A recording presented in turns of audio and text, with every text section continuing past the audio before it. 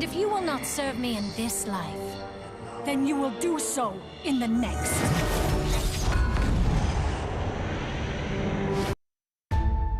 No Tomorrow have one more chance to try to take a game off the NA Giants of Tempo Storm. They had it so close last game. Even when they lost that fight, I was like, I don't know. They might get another chance, but the fast rotations from Tempo Storm enough to convert all of the bell towers and win the game off of that fight. Yeah, and the Temple Storm showed moments of weakness, with the decision making and staggering those deaths and their heroics, but in the end, they're Tempo Storm, and comparing that to No Tomorrow. I mean, we looked at some of the numbers. We expected Tempo Storm to come in here and kind of clean house. So I think it's more impressive, the tale of the games No Tomorrow is presenting than it is, what Tempo Storm's doing in these matches. Yeah, except for the Guambos. Those were pretty neat. Yeah, they were pretty cool.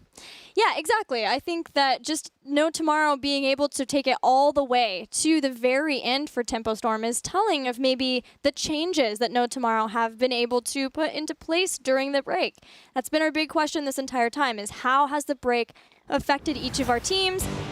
But here we go. Tempo Storm has picked Sky Temple. One last battleground for No Tomorrow. To try and figure it out. Every game from this point on could be their last. Sky Temple, I feel like Temple Storm might be the team to bust out the double warrior, double support. And we saw it out of some of the other teams, sitting at number 1 and 2 with them. So I expect the top end of North America to kind of lean in that direction. I don't think it'll be a must pick, but it's going to be in their arsenal. Is there anything else that stands out? I mean, Tempo Storm is playing that type of composition, maybe not on Sky Temple, but they were playing that before it was cool. Yeah, they were. They were one of the few teams that kind of enjoyed to run the double support on the map, on Sky Temple specifically. That's a good point. Looking at some of the priorities, again, Falstad is a big priority for Tempo Storm Zera. On this one. Zeratul as well. Maybe a Diablo paired with Zeratul. They played that Wombo combo a couple of times, but also a lot of ETC play. Yeah, and Diablo's fallen out significantly since that one era, so I'm expecting to see still the Arthas, Dahaka, Falstad, Malfurion, hopefully a bit more Lucio. For No Tomorrow, this is a battleground where they've liked Johanna traditionally before, also Karazim too, and then Leeming Tychus once again. We saw so much Leeming Tychus from both No Tomorrow and Team Freedom, 2 comforts there. But so far, they've been willing to show us some different things. We saw Gul'dan on Dragonshire. Let's see what they want to pick up here on Sky Temple. Will the first ban, in fact, be the Zarya? Or will it go through? What do you think about Tempo picking Sky Temple? It is uncommon for them. Yeah. I like it. It's a map that I always viewed as if I'm the better team, I can very easily win on this map. I don't have to worry about anything because there is no macro cheese. There is no, it forces team fighting. There's one, but it's so predictable macro cheese that it just goes, you got to team fight me and I can out team fight you. So let's play. It was that map and then Dragonshire because the individual decisions are so important. I felt were very easy to be the better team and come out on top. All right, so that's the kind of cast this is going to be. Will Tassadar be removed? I feel like the answer is yes. Zarya's gone. Tempo Storm. The fact they're even hesitating. Didn't they play Task Tracer on Sky Temple in Western Clash? Anybody can get Task Tracer on this map. We'll just lock it in. Yeah, I was wondering if maybe they thought, oh, well, No Tomorrow would pick something different, but I don't know if I would hazard that chance. I would snap Tassadar. All right, so No Tomorrow. Do they change? Snapadar? Sorry. You like those word hybrids, where I do. It's called a portmanteau. I did not know that. Is that a real thing? Yeah. What is it? Portmanteau. Why? I don't know. It's a French word. Oh, well, learn something every day, Gilly. Hey, can we give, a hand to Dread? He's commentating sick today and doing an awesome job, by the way. I am not. I'm just trying to survive. Is. Arthas is the first pick. And, it makes sense, again, this power of him. But it does leave up the Dahaka, leaves up the support still. We saw Tempo kind of be okay without the Malfurion very early on. I still feel like this is going to be, lock it in, just snap Malfurion. Maybe Malfurion Falstad? I like the Malfdahaka. Malfdahaka? Actually, no. I think I like the Falstad a bit more. If you're going to Zera. fly gusts like the last game, Yeah, no I'm joke. down. Such a comfort for Cawthon Luck, too. So I would like to see it. But I can also see, again, the Zeratul direction.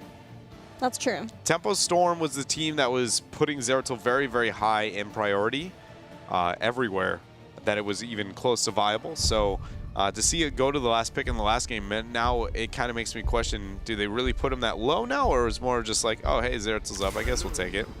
There's one. Murden. Love that. I think it's one of Murden's best maps. Murden works well on any map where he can just sit on an objective to be able to buy a little bit of time and then get out. Braxis and Sky are both one. So it's a really nice setup. I personally enjoy it, and I talked about how I think he's underestimated in the North American scene, especially post-ETC nerfs. I just didn't really think it'd be that high. There's the Lucio Arthas. Who else do they work it with, though? That is a good question. You got to get a global, right? You have to get the Falstad. Maybe kind of if they backline. don't see one for Tempo Storm, but yeah, it could be a big swing in Tempo Storm's favor if they just pick them up after. Yeah, you can go. The only direct counter to the double support, double warrior that we know on maps like this is just go double global push. And then go like, well, if we can trade up very early on, then we get in a position where we can split push and out-trade what your shrine is going to be worth. So removing one of those is very crucial. So Dahaka was the answer. Probably going to see No Tomorrow ban out the Falstad. Lucio sitting at that 75% win rate. Wow. Respect it. Greymane ban for Tempo Storm. Now, is it Falstad? Ban of No Tomorrow. What else would be scary? Li Ming is actually, I don't know about scary, but a pretty realistic option for Tempo Storm. But showing that they didn't want the Greymane, I'm trying to think. There is a backliner other than the Falstad they really want, but they should expect it to be banned, which it was. So then what is it? My first thoughts has got to be a new Barak Li Ming. I think that would be an insane rotation. Are you wanting that with double support, double warrior? You don't have to. You could. I wouldn't use Li Ming ever in a sustained comp like that because she doesn't have sustained DPS. She's too burst focused. Yeah, she's not like a Vala. Or like, if you want to get really polar on that, be like Raynor is great in those. He's like always doing damage. You don't have to worry about him. Whereas Li Ming is like, I threw out my CDs, and you're like, great, we'll keep everybody up. And you're like, I still have my CDs, so nothing's going to die. A lot of Li Ming play. Tychus is still available. Oh, yeah. Yeah. Forgot about that. Good point there, too. Tychus or the Vala. Vala noob. I think I would have liked the Tychus more than even the Vala. But, I mean, Vala has been really impactful in competitive Heroes of the Storm. She hasn't really fallen out, even after her win rate has kind of been all over the place. One of the hardest to predict where she kind of belongs in the draft when only using numbers out of any hero in the game. But the Anubarak, I think, was a really nice touch to this draft for Tempo Storm. I am very interested about what that last pick is going to be. Ariel Gul'dan. Oh, sorry, I meant for Tempo. But yeah. Oh, for Tempo? Ooh, that's a good question. Hold on, we'll start with this one. Okay. If you're going to go double support, you go Ariel Gul'dan. If you're not going to go double support, then you go Tychus and what? Lunara. Okay.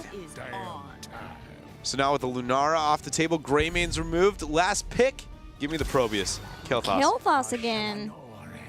KT is a soft counter to Arthas. We talked about it a little bit. It's just when Arthas becomes relevant, KT gets that much more. And out of all the damages that have been nerfed recently, which one wasn't ever touched? Kael'thas. And then beyond that, the one reason why, even if he was touched in kind of the slow nerf of DPS in the long run, he has hard CC. He's one of the few ranged assassins that just starts out with not only hard CC, but a ranged hard CC that can hit multiple targets. It's absolutely insane the utility provides, so it makes a lot of sense anytime you see it into the Arthas to be able to try and provide that threat. Yeah, this is the second time we have seen Tempo Storm favor this huge stunlock composition that all fits together so well. Malfurion, Muradin, Anubarak, and Kael'thas. Once again, if someone is caught, if someone's out of position, it's going to be hard to keep them up, especially early until Lucio can ramp up into his greater healing. Yeah. Oh, it's a really good point that you bring up. Then No Tomorrow, they do have the global advantage. So is the hope then that they can just get so far ahead in the global game, the macro game for them? It's going to be, yeah, that's going to be a lot of the focus. It should be looking to trade out macro, and then late game, you can actually take really good fights with the Lucio. As well as Lunara. Yeah. Her damage ramps up a lot with the poisons. And she kind of provides some follow-up to what No Tomorrow have going with Dahaka and Arthas too. Two pretty cool drafts. Which one's your favorite? Still, it's got to be the Kael'thas. You know, last pick, I think, kind of sealed the deal. I'm not sold on the Lunara pick on the side of No Tomorrow, and that's the thing that kind of makes me hesitate, but I do love Arthas Lucio together. That duo is insane. All right. Will it be enough for No Tomorrow, though? That's the question. We find out right now on Sky Temple.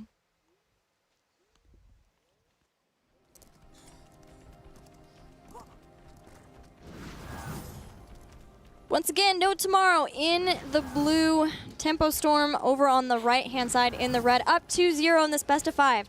Looking to close things out confidently, show why they are currently sitting at the top of the standings in North America HGC.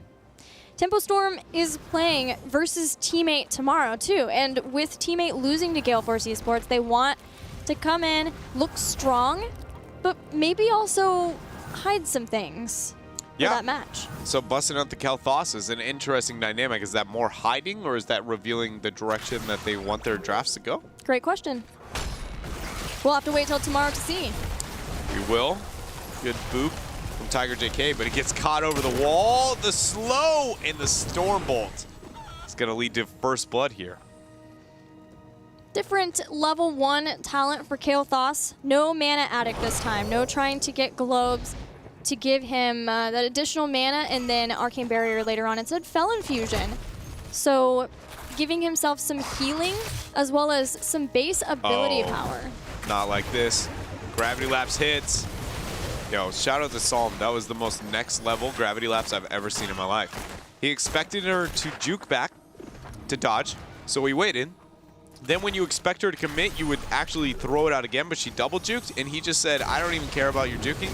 I'm literally going to throw this directly where you are, and therefore it's going to hit. It was a you know, mind game on mind game to get that to land. I can't tell you how many times in that situation where I know my opponent's good enough to juke that I just whiff. I'm like, all right, he's going to juke once. Here's the second juke, and every time I get baited by it. That's going to let Tempo Storm siege up more on the bottom. That Howling Blast, though, from Airho. And the movement speed. Move in. Can they get anything, though, is the question. Tiger JK splitting them up with the boop. Cost him his life once more. You know, it's positioning here for Tiger JK has not been on point. It's not even that it's positioning. You can tell he's going for the plays, and he's debatably setting them up, but he's also, it's, you know, is it worth, you know, at what cost, really? And both times it's going to be his life, so maybe pull back a little bit there. That has been something that we have noticed from Tiger JK at times too. Things like going in for roots, or mainly I think cleanses as well to try to save teammates. So we'll see what adjustments are made from Tiger JK, knowing that that's happened a couple of times this game. Slow it down. When you have Accelerando, something hard to do. It is pretty hard. You're going you so fast. Go. You're like, I just gotta go fast, right? Oh, there goes the stun combo. Arthas is here. Now he's not. Urho, though, with the Howling Blast on a Fury. King Dwarf toss out. He will survive the drag onto Psalm, though. Goes 1 for 1. As Kothin eats all that damage coming out from the minigun of Tychus. Well, that was a fight. I was just like, Casanova, oh. This is a video game. Yeah. Well, you know, water is wet. Yeah. Tempo Storm changing up. things slightly. Oh, still going to get another win, though, for Kael'thas. So increasing the range there. Otherwise, going back into the laning phase, trying to get mercenary camps are no tomorrow, so they'll have a little bit of an advantage at the start here, and they're even going to try for an invade. Arrow's checking it out. Spot that the mercenaries were started. Treezer is going to help with that. Anubarak's all the way up in the top. Fury's checking in. But nobody's in position to move on. It looks like they just don't care, and they're going to give it up. They forfeit the camp here. So, gravity lapse not landing. And almost costing Cawthon his life. The damage coming out from Trees and Jason. So very high. So now a double giant camp pressuring out. Anubarak is not able to match the Dahaka at all when it comes to the map pressure here between mid and top. So things are looking great here between the first and second phase of Sky Temple. Now tomorrow legitimately could not be getting more out of the situation. Dread! Icy Talons on Arthas! But no rune tap. No. Sorry. No, I like it. I'm actually trying to think if there's an argument for that. What is the argument for that? Icebound Fortitude's going to help a lot versus the composition of tempo. But then why go with Icy Talons? That's the question. Is it why I get going in one direction at first, but then that means you should follow up with the rune tap. I can't see any other argument. Why would your auto attack speed? You don't do that much auto attack damage. So why would your auto attack speed actually benefit you? Outside of the rune tap survivability, off the top of my head, I can't come up with it. Whether that be a misclick at level 4 and we just got baited, but either way, it exists. And we're going to witness it in this game. We'll see if it, maybe it's going to help when it comes to diving like a KT in a 1v1. When it comes to the damage output over the utility of just, the AoE auto attack debuff. Well, here's the global advantage I mentioned before. Having Dahaka be able to stay up in the top lane is so nice for No Tomorrow. He can make sure to clear out the camp, keep the soak going until it's time for him to brush back in. You see he's starting to come in. Nobody's in range, especially without the Dwarf Toss for him to drag, so they'll be content to just push back Tempo Storm and steal away some of the shots until Tempo Storm moves in. Good burrow. Trees gets rooted in. Cawthon there with the bonus damage. That's going to be a pick. Cattle, though, sitting weak. Arth is slowing everything. There is the drag. Fury gets knocked back. Dwarf Toss should be up soon. Not soon enough, though. That is a 2-for-1 trade. No Tomorrow still showing that they have it in them to put up games here against Tempo. With that loss in the team fight, we're going to see somebody rotating up to deal with that camp. It's going to be Kael'thas. Final shots fired. That fort is super low. Still people from No Tomorrow here. They move in to try to take it down. If they had any kind of range damage whatsoever, I feel like the answer to that would be yes. Yeah. Casanova by himself here up in top. No heroic yet. He does turn around. Locust Swarm this time instead of Cocoon for Fury. Oh, this is Cattle playing a noob. Yeah, I mean, we talked about all day, the Locust Swarm and how much I enjoy that into the Arthas. Crippling his heroic very effectively. Everyone else was, leaping strike on the Lunar. We saw a lot of Thornwood Vine today.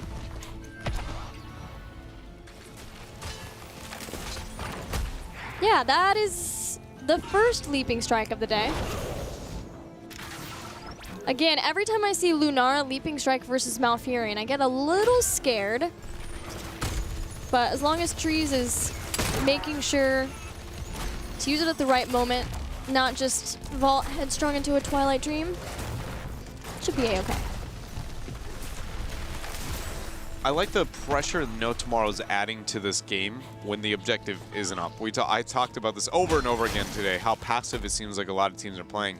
But this is the second time where in between a phase they look to capitalize with a Merc and make something happen on the map. And I think that's maybe the next evolution for North American HOTS after we adapt this macro play, then moving into applying more pressure more consistently. They have done that, but they never get ahead that much in experience. Tempo Storm are always making sure to keep up in experience. They're even going to force Casanova to brush talk in. Zoning roots again from June. They have been on point all series long. And just the fact that Casanova was willing to leave a soaking position, he brush talked in. No Tomorrow want to look for kills. This might be the point for them, but Casanova gets spotted. He's separated from the team. Fury and Cattle are trying to zone him. Oh, Twilight man. Dream, Dahaka's dead. And that sound barrier is not going to be able to keep up Urho, but the Ghouls may. Leaping Strike in, Leaping Strike out. Urho barely ticking himself up with the Death Coil. Keep him. No, not enough HP here. 2 people dead for no tomorrow. Tempo Storm going to gain control of this game. They're down in structures for now, but these shots on mid should be enough to set it to even. Reset the clock when it comes to HP. They're on those forts. For now, the team willing to stay together, not try to head down to the bottom shots, but they have gotten so far ahead in the starting of the shots in mid that the rotation can start to come in now too, and they're even going to do it before... No, they're going to keep Verdant in mids, but it will be 4v4. There's no Dahaka here, and it's going to take even some time before Tychus and Arthas can move down. So fast rotations for Tempo Storm so far. They have made it. They have delayed here in the bottom, and now Muradin can move down. There goes the cleanse. So that's off cooldown. Urho now with a beautiful flank, choking out Psalm of anywhere to run. Perfect setup here as June and Cawthon are now being tracked down by Urho and his Frostmourne. Gonna draw targets away. Ice blocked 2, but just to buy time. Lucio, in the meantime, is going to go down. Fury dives in, Leaping Strike, but it's not to a safe area at all, and a 2 for 2. Tempo Storm, it started out scary. That flank was great from Airhell. There was no Twilight Dream from June. Just really greeting positioning is all it comes down to with Tiger JK here on that Lucio. You saw the thought process, help the mobility, set up Lunar to be able to get kills, but constantly risking his own life. And that took the first moment where No Tomorrow, might be able to pull ahead, especially with the shots they could have gained after that skirmish. But then after losing him, losing your support is the worst hero to lose on your team.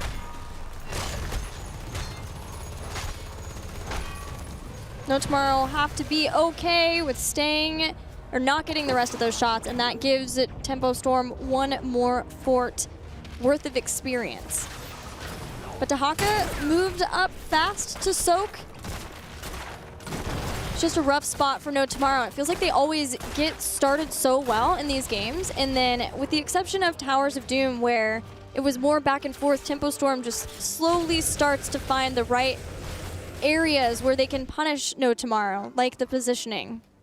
Yeah, this game does feel a little bit different than we saw in game 1, but you are right. It's the same, cadence of play for Tempo Storm, where they fall a little bit behind and they slowly catch up, and it hits a breaking point where No Tomorrow can't come back into this match. They're just at that breaking point right now. Things are not looking good for them, but it's close enough to where they should be able to come back. The next Shrine phase, if they do fall, or this happens, might be enough to separate that. And, with Casanova going down, the boss has started, Fury scouts it. Boss control is going to go heavily, not even heavily, it's going to go in favor of Tempo just because of their AoE on the point. But it's actually a pretty close fight here. Just, I don't know, minus the fact you don't have a Dahaka. Yeah, there's no Dahaka. Arrow's gonna flank, already has his ghouls so fast. He's just getting taken down at Twilight Dream, ensures it. No Arthas, no Dahaka. He can brush tuck in a few seconds, but that won't be enough time. Tempo Storm steals the boss away. I can respect what Urho was trying to do there, but when you take a step back and think of when Army of the Undead is popped, coming from one angle, how fast a KT, a Nubarak, Malfurion can rid of those things. Vala? It's insane. Not only the damage, but like the Locust Swarm and how you can rid of them there, and Twilight Dream allows you not to get a single one click after you pop your heroic. Yeah. It just was overly optimistic on what his impact that he would have there on that boss. It will be cleared out fast, though. There's a lot of single target damage between Lunara and Tychus to take it down. But the important thing is that Tempo Storm has pushed No Tomorrow back completely in their base. They're going to get a better setup around the temples, at least initially. No Tomorrow are not far behind of getting 16, and that's when they can try to, once again, get back into a fight. They don't have Odin for a little while, but again, Tempo Storm is still working on getting some of their heroic abilities back, too. Urho is trying to find where all the members are. Gravity Lapse does not land, so that's important. KT is putting as much damage into the schools as he can. That's a pretty big burrow from Cawthon. There goes Twilight Dream, only hitting one. Sound Barrier ends up landing. Casanova's still alive as well. So this is a good fight for No Tomorrow. Oh, the gravity lapse was incredible from Psalm. Cattle starting to chase down. And Arthas goes down. Casanova and Arthas started so good, one by one. No Tomorrow will drop like flies. I was thinking the exact same thing. I've never seen a team just drop so fast, just pew, pew, pew, done by the, flame of Kel'Thas. They're all starting with Psalm's beautiful gravity lapse that I was talking about a bit in the draft. That's one of the few things that KT still has above almost every other DPS in the game. And with that fight, Tempo Storm buys no time. Trees leaps out, quickly burns to the ground, and it looks like Tempo Storm will be able to take this series in a clean 3-0 sweep. 16 kills to 6. Yes, this game looked very good for Tempo Storm. But there's hope for No Tomorrow. There is. The last game, Towers of Doom, easily could have been a pickup for No Tomorrow. They started out well on Dragonshire 2. Looks to see like maybe, No Tomorrow is starting to fix some of the issues that they had in part 1. Maybe they can climb out just like Noventic have done. Yeah, it was started to do. It was an expected result to see this 3-0 for Tempo Storm over No Tomorrow. But the games were not as dominant in favor of Tempo Storm. And normally when I say that, it's like, well, Tempo Storm just wasn't playing well enough. But Tempo felt pretty close to peak form, maybe not perfect, but very, very good games from them. And No Tomorrow just played well. They have definitely leveled up their performance. I just hope that it continues, because every team that we really do see that out of, most of the time, it's kind of a 1 week thing, and then it dies very quickly, whether it be intentional playing up to or opponents. It could be playing up to opponents, or it could be just more of like a new beginning, let's go mentality. All morale, everybody's so good, and the morale, and then they lose and they go, okay, that's it, guys. That was it. That was your one shot. And against an opponent like Tempo Storm, that shouldn't be the case. Well, speaking of Tempo Storm, we have Cattle on the line. Hey, Cattle, congratulations. You just beat No Tomorrow, but how are you guys feeling after that match? I think we're feeling pretty good overall. We had a little shaky early games, but we always cleaned it up in the mid to late game and just focused on macro and controlling how we wanted to fight fights, so it was fine. Yeah. Talk to us about your Towers of Doom game specifically. What were you guys' kind of thought process as you were down in the core health?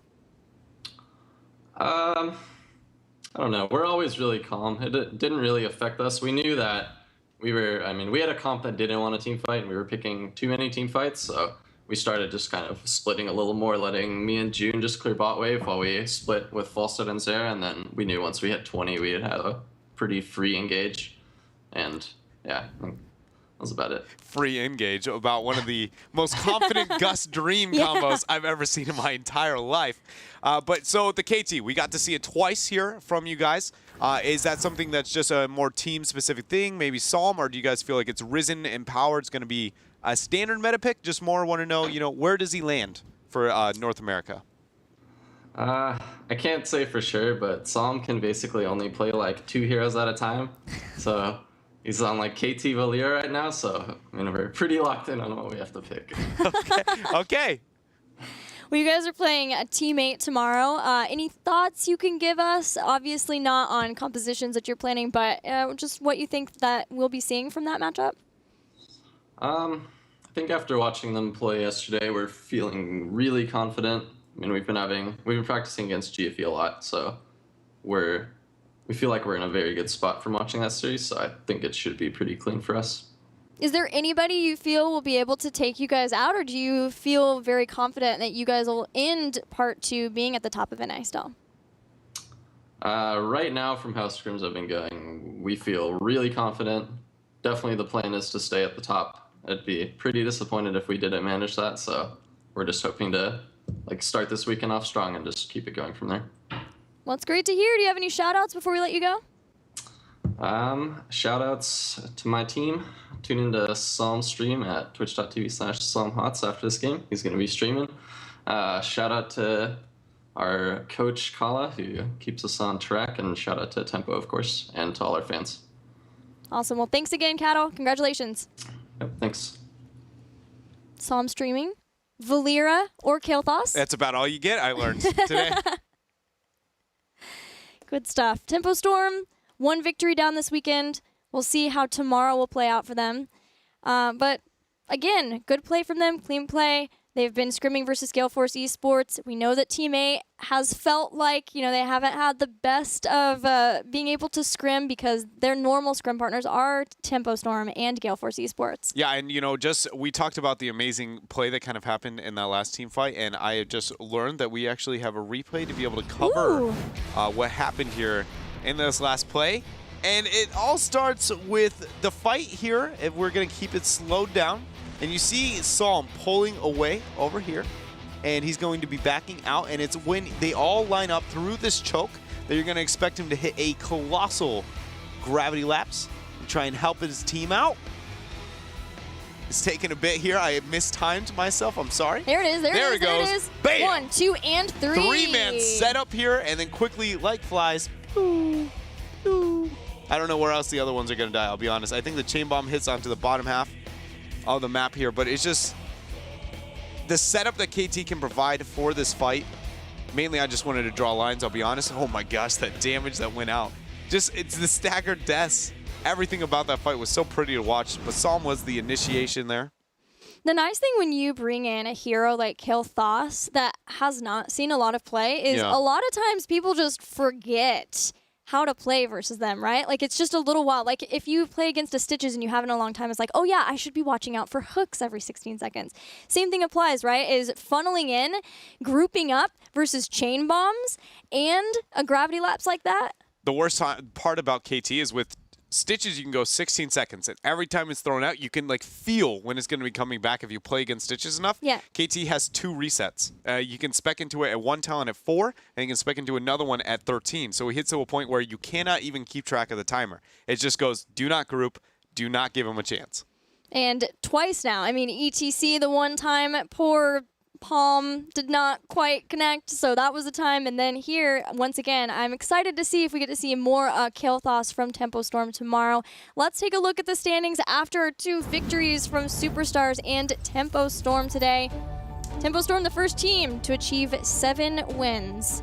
That 1 loss to Gale Force Esports in Part 1. Superstars and B-Step are tied, so it comes down to the map scores. But we are so long from figuring out who's going to be taking place in the battle for the playoffs and who will be unfortunately up for grabs, the spot from the Crucible. Yeah, it's Tempo Storm and No Tomorrow here. No Tomorrow, and actually more importantly, Naventic, both the new form that they've seen is it's amazing to see that when their back was against the wall that they were able to turn things around.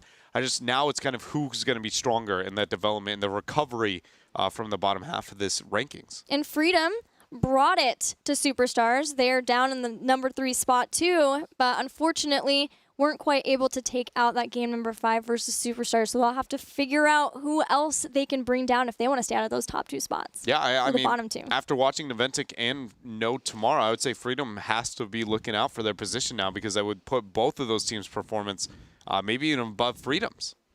Well, that is all of the games for today, but let's take a look at what tomorrow will bring for Heroes games. In Europe, the Playing Ducks have the very fun time of getting to play versus Team Liquid. That is Misfits, the old squad of Misfits, now picked up by a new sponsor. And then Expert versus Team Dignitas. That should be a fun one. And then for North America, Tempo Storm and Team 8 is the very last battle that we get to experience, but before No Tomorrow and Team Naventic. Geez, that is such an important match. Both of those are huge for the teams. I think both of those are really awesome. We sit with some of the top 2 teams and then also looking at the bottom 2, but both have obviously shown that they are changing their ways. So we figure out who's going to be the stronger team, and then for Tempo Storm and Team 8, it's like whoever ends up winning that has the highest chances of being able to go to the midseason brawl without going through the playoffs. Yeah, and nobody wants to go through the playoffs. No, it's a tough time. It is going to be. That is it for us, guys. Thank you so much for joining us here at the Heroes Global Championship. We will see you tomorrow. Until then, have a good night.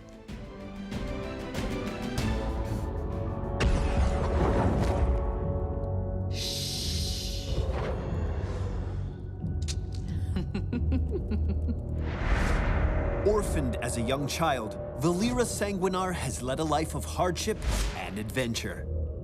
She forged iron bonds of friendship with Broll Baremantle and Varian Rin while fighting alongside them as a gladiator. Even after becoming Varian's advisor and bodyguard, she held on